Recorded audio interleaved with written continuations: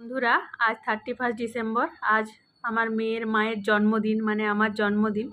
সেই উপলক্ষে আমার ছোটো মা অর্থাৎ আমার মেয়ে কি সুন্দর খাবার পরিবেশন করেছে। আমাকে দেখো তো, খাবার পরিবেশন করেছে অবশ্যই।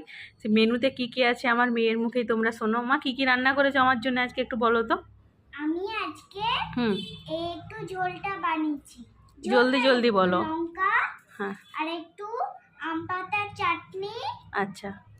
আর একটু মটন কষা, আর একটু মাটন কষা ঝোল, এই যে আর একটু লঙ্কা, আর এটা একটু খিচুড়ি, না আম পাতার খিচুড়ি, আর এটা হলো আম পাতার শাক।